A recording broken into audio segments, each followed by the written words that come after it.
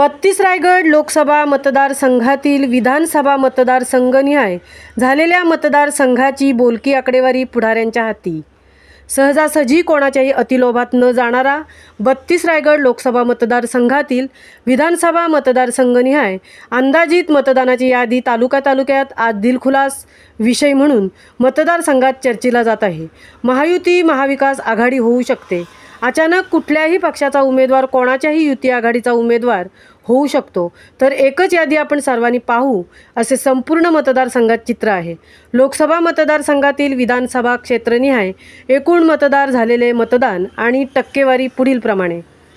1 पेण एकूण मतदान 3,03,308 झालेले मतदान 1,82,288 61.15%.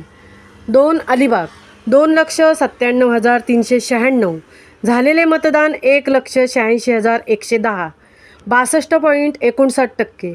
3 श्रीवर्धन 2,62,266 झालेले मतदान 1,49,727 51.9%.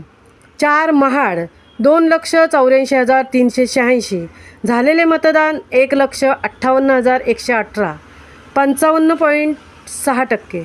दापोली 2,80,261 झालेले मतदान 1,58,179 56.44%.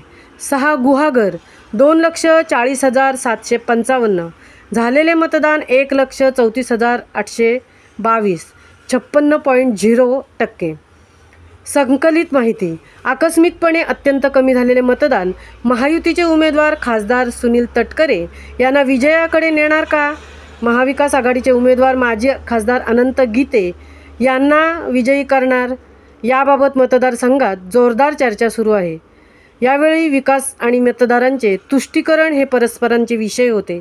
म्हसळा शहरातील मतदान केंद्रातील 7,297 मतदारांपैकी 4,595 मतदारांनी हक्क बजावल्याचे समजते.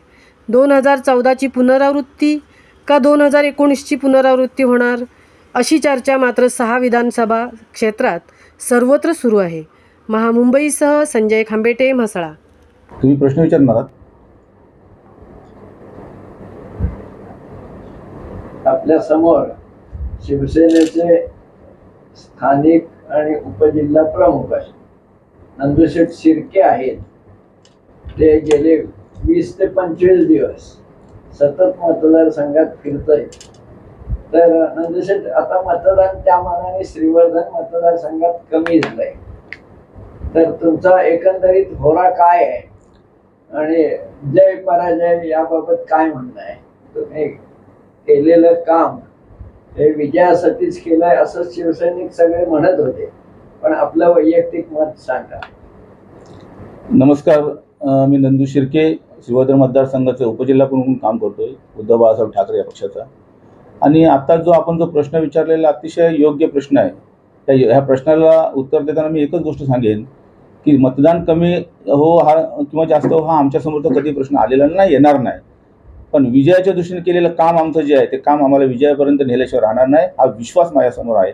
आणि म्हणून या मतदारसंघामध्ये प्रत्येक गावागावामध्ये वाडी वस्तीवर पोहोचलो आणि लक्षात आलं की या वेळेला 100% आदरणीय उद्धव बाळासाहेब ठाकरे यांना जी सहानुभूती दाखवलेली आहे संपूर्ण, आणि हा नुसता शिवसेना मतदारसंघाचा प्रश्न नाही, संपूर्ण देशामध्ये असं वातावरण आहे. तर आदरणीय गीते साहेबांचा विजय हा निश्चित आहे 100%.